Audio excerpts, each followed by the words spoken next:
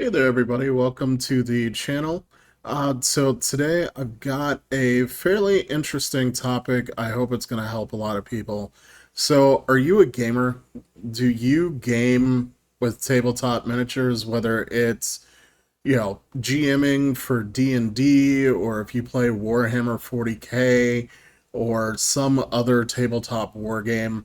There's one piece of playing these games that everyone has difficulty with, and that is terrain. So, terrain traditionally is a very integral part of all of these tabletop miniatures games.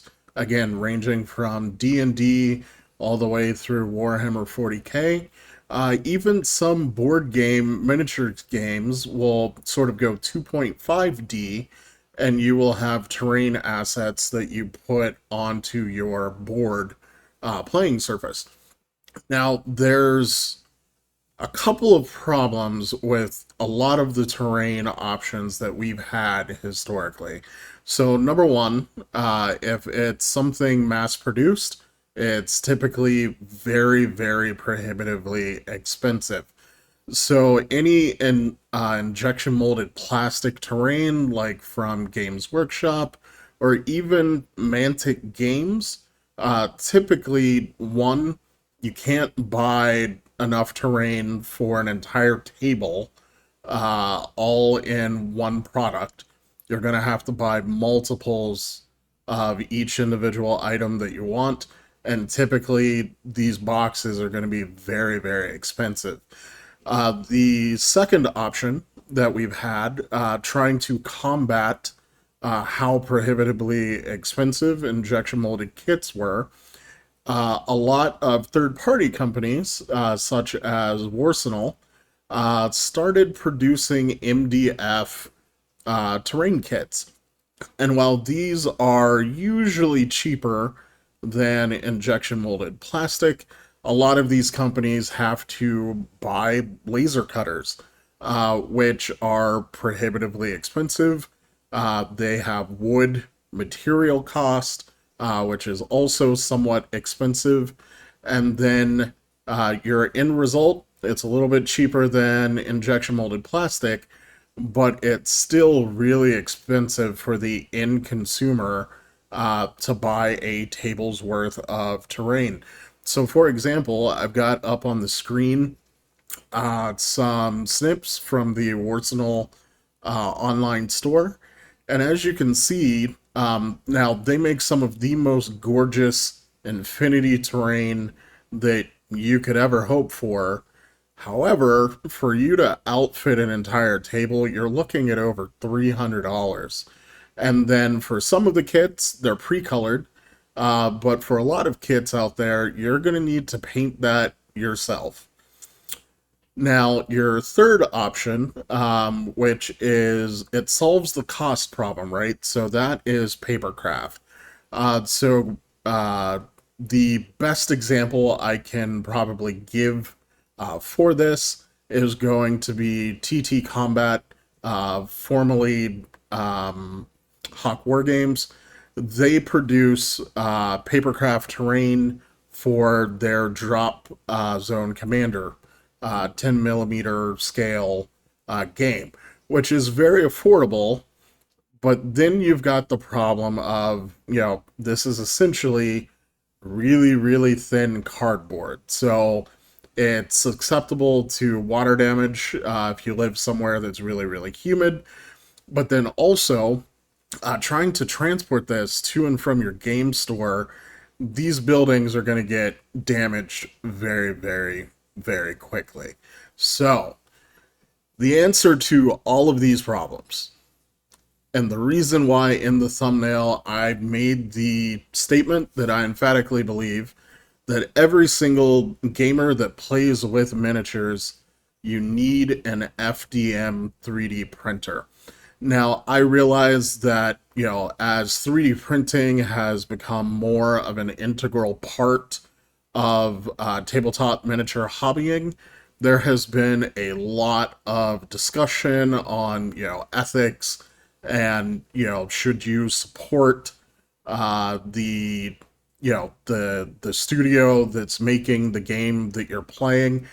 And I believe that when we're solving this terrain issue, it's not the same as that ethical dilemma of should you 3D print your miniatures.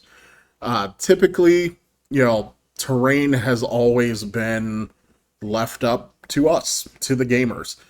Some companies will, have options available for us, but I have yet to see a game system that mandated you can't play this game unless you use our terrain. Here is how 3D printing, helps us solve all of these problems that I illustrated previously. So number one, cost. We already discussed if you're going to outfit an entire table with terrain in one of these traditional methods, you're probably looking at, like I said, $200 minimum, but that can easily scale, clear up to $1,000 depending on what type of terrain and what game system you're using this terrain for. With 3D printing, you have your initial investment, the cost of the 3D printer, and a lot of these hobby, home 3D printing machines can range anywhere from $150 to $300. But then once you have that sunk initial cost, you're cutting out the supply chain elements. You're cutting out the marketing elements. You're cutting out the packaging elements that a lot of these companies need to charge us in order to stay afloat. And by cutting out all of those middlemen, you're really only paying for the cost of the material. Technically, if you want to get super, super in depth, the cost of the electricity to run the machine in order to produce your terrain. And material cost for these types of scenic elements, if you're printing in PLA, which is, the most common plastic that home hobbyist FDM 3D printers will use, the cost is very, very, very cheap. So what I'm going to do, I'm going to actually slice some models for you guys in real time so that you can see how much it actually costs in material to print terrain.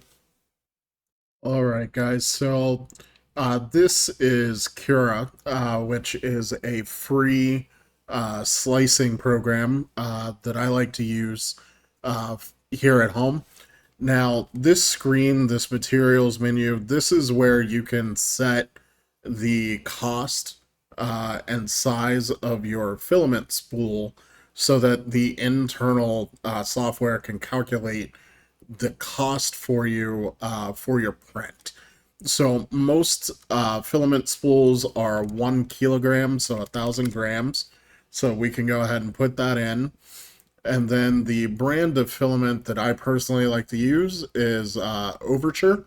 And their spools usually range from $18 to $20, depending on whether or not they're running any specials. So we'll just go ahead and make it easy and go ahead and put $20 in there. And we'll go ahead and close that menu. And now let me grab a file. Let's do this. So this is a nice big desert building from Urban Mats. And this is was originally intended for Star Wars Legion.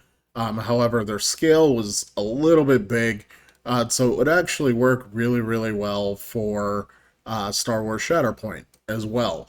But as you can see, so my build plate here, actually, let's not worry about the build plate. Down here in the corner, and actually, let me see, can you guys see that? Yeah, you can.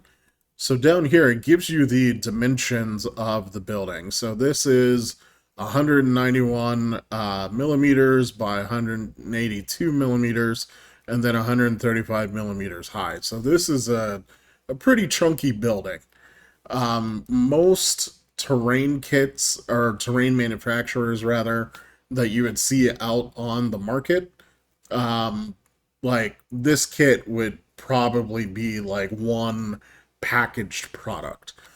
So we're just going to hit the slice button here, and that's the software preparing this file, uh, translating the object into um, code for the 3D printer to be able to understand what it needs to do. And then, oh no, my face is hiding it. Let me move my face. Nope, I'm moving the wrong thing. I want to move my face. There we go. So down here in the corner, you can see that this building, it's going to roughly use about a half of a spool of filament, and it's going to cost me $9.14 in order to print this building. Again, if you were going to, buy that, let's say, as an MDF kit, that MDF kit is probably going to run you anywhere from, 30 to 40, maybe even $50. And if you 3D print it, you're going to save, all of that money. It's only going to cost you, $9.14. Well, let's go ahead. Let's do another example. So let's go ahead and clear that off of our plate. And then I'm going to grab, what do I want to grab? All right, I'm going to grab something from Corvus Games Terrain, one of my favorites. So we'll do a ruined building. So we'll go ahead, we'll add that to the plate, and we'll arrange it so you guys can see it. And so this is a, I believe, 32 millimeter scale, like ruin modern storefront. Comes in two pieces, so you've got the main building, and then you've also got your roof. And now when you slice this, so this one building is going to cost me $1.69 to print out. And now the other cool thing with this that you can do is, so if we select all of these, and like I said, the original scale is roughly 28 millimeter.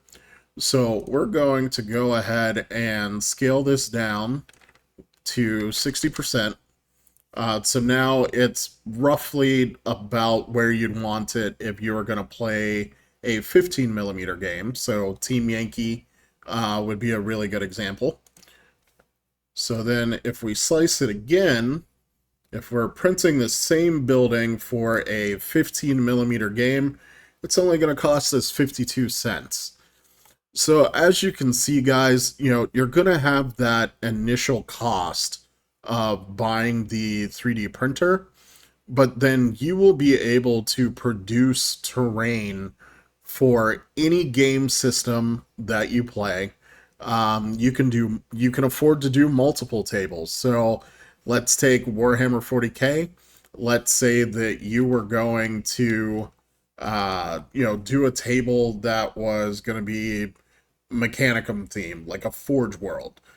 So you're going to have lots of like the industrial pipes and all of that cool stuff.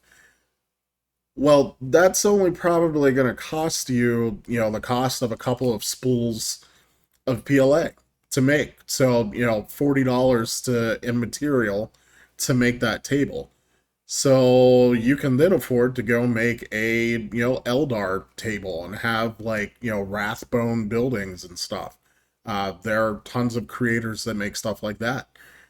Probably only going to cost you, anywhere from $20 to $40 to make that table.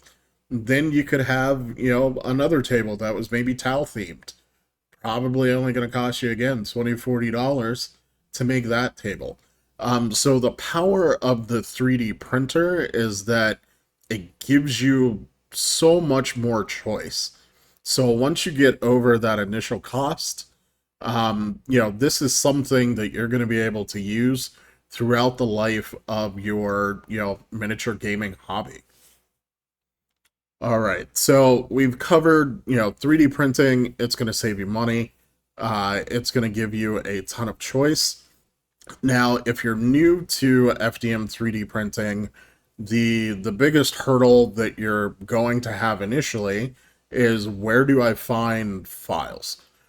So my personal advice, there are a couple of really, really good ways to just kind of dip your toe in the water and see what's available. So the first site would be myminifactory.com, and I'll go ahead and put a link down in the comment section. So this is a 3D printing platform where 3D designers can essentially offer you their wares.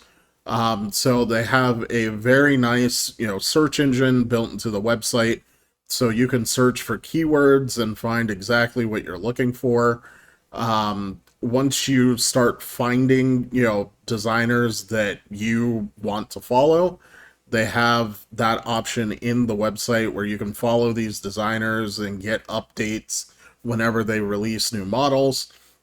And then also built into the platform, they have essentially their own version of a crowdfunding Kickstarter like system that they call Frontiers. So a lot of times with these Frontiers, designers will, offer a huge discount on a series of files related to some sort of theme that you can, pledge, and then once the campaign's over, those files will get released to your account. The other benefit with My Mini Factory, any purchases that you make on the site, those files get stored on their servers under your account, and you can download them for use whenever you want.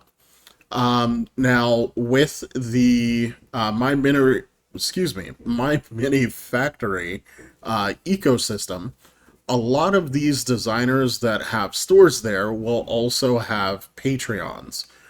So this is probably the best deal in gaming, if I'm honest. So a lot of these creators typically will charge anywhere from $5 US to maybe around $15 US for a subscription fee.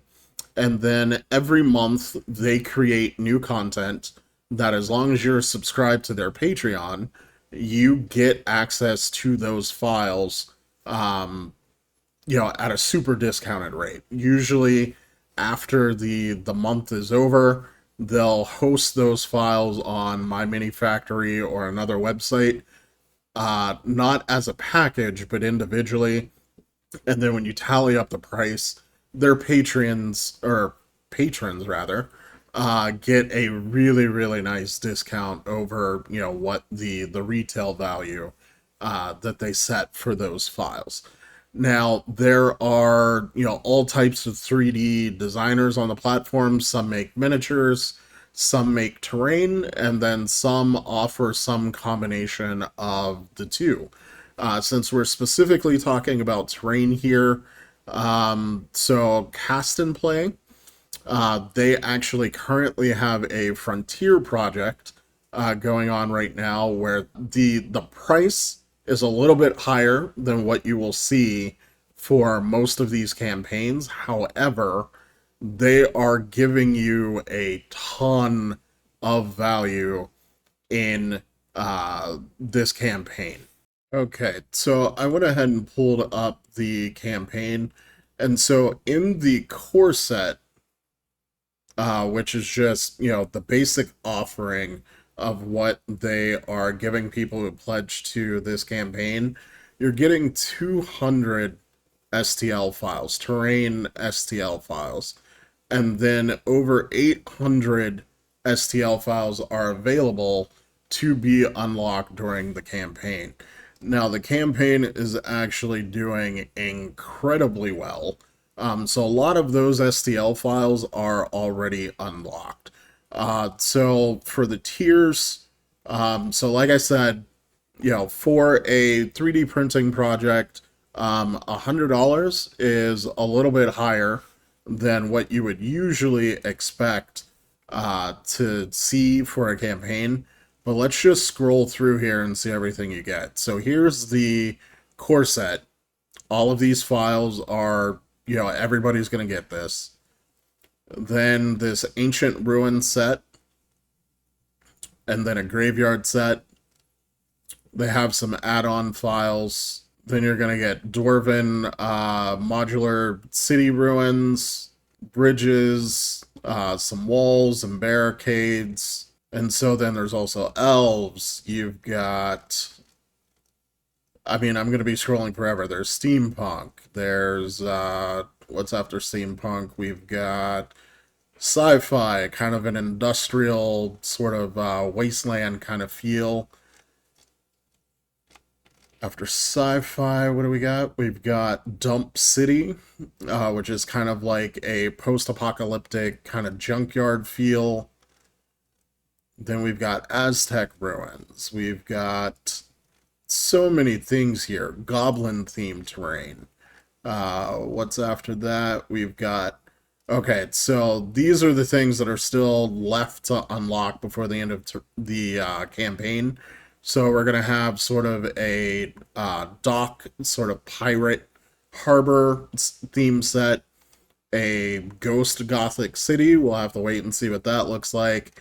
A Viking village, a Greek city, some orc-themed terrain, some Egyptian-themed terrain, and then lastly, some Arabian-themed terrain. So even though this campaign, the buy-in price is $100, that covers most people's terrain needs in one shot. So with, a handful of exceptions, if you were to buy into this, you would have, honestly, all of the files to make pretty much any board you could ever want. And a lot of their models are targeted toward 28 to 32 millimeter scale. But again, in your slicer, you can go ahead and adjust the scale of the model before you print it, so you can use these for almost any game system that you could ever want.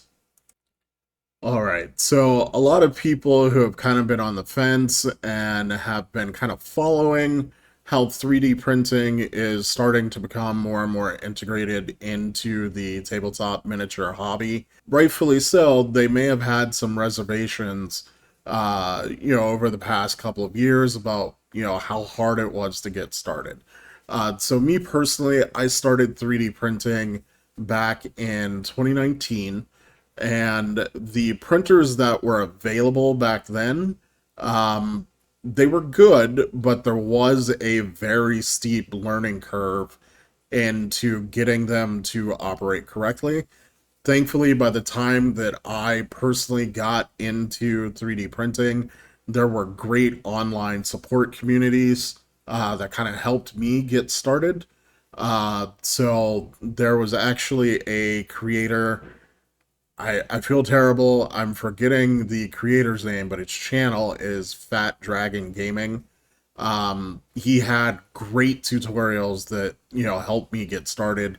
And then there's tons of thriving Reddit communities, back then and even more of them now, where you can go and get help.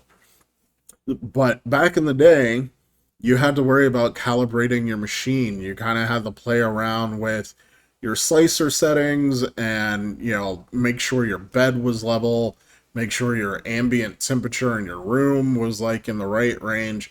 There are a ton of things to worry about.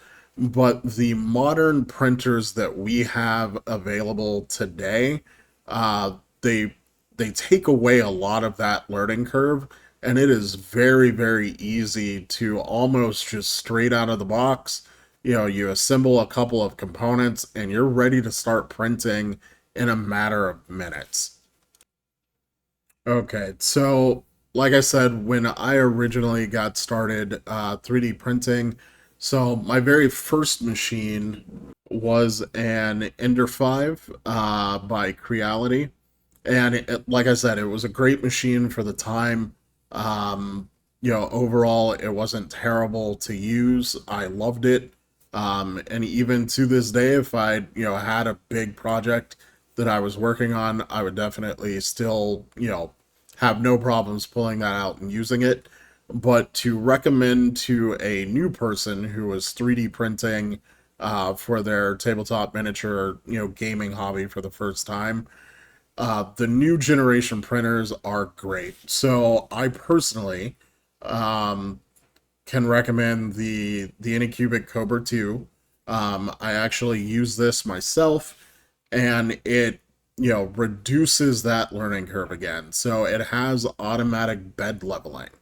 It also, the bed of the printer is a spring still flex plate, so it makes it very easy to get your prints off of the bed when you're done. It's got a touch screen, interface that's very easy to read. It's very well lit, very easy and simple to use. All right, and then another really great option for someone new getting into 3D printing in the middle of 2023, the Elegoo Neptune 4. So just like Anycubic and Creality, they are a very respected name in the 3D printing space, and this printer offers many of the same features. So you get that spring steel, flex bed. You've got your this is like a super high powered fan assembly, which I won't go into all of the tech of why that's important here, but it is a feature that kind of helps make this printer just kind of work out of the box. You've also got your LCD screen, and the nice thing with this one is it's magnetized to the frame, so you can remove it no matter where your 3D printer might be sitting, and you can use it in the palm of your hand, however is comfortable for you. And then the other really cool thing about this printer is that so let me back up. So most 3D printers use a firmware called Marlin, which 9 times out of 10, you don't need to ever really mess with your printer's firmware. But a lot of the people who are involved in 3D printing kind of like to tinker. Some printers, like the Neptune 4, it is a clipper machine. The nice thing with clipper is that if you get the printer onto your home network, you can manage the printer through a web interface without needing anything extra. So that's one really, really cool feature about the Neptune 4 specifically. All right, so as you guys saw up on the screen, both of those printers, they're 260 bucks.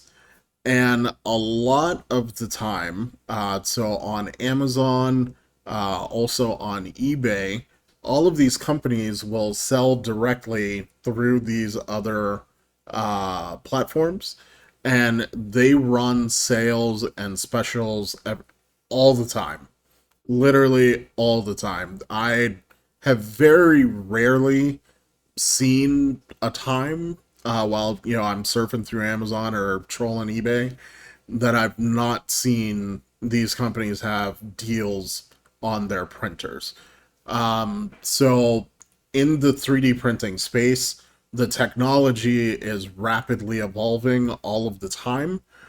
So a lot of times these companies need to clear out inventory space of their older gen machines, usually like every 6 to 12 months, because they have new machines that are going through R&D, or they're building up inventory, getting ready for their next big release. So that means we get to save money as consumers. All right, gang. So that's my spiel. I'll step down off of the soapbox. The bottom line: all of us need terrain. All of us right now are spending way too much money. Do yourself a favor. Get yourself an FDM printer. Start printing out your own terrain and using it in your own games. And if you've got any questions, comments, concerns, definitely leave them down in the comments below. If you're considering getting a 3D printer, if I was that last little push that you needed before you took the plunge, let me know down in the comment section as well. If you have any questions about 3D printing, I'm happy to, if I don't know the answer, I can probably point you in the right direction.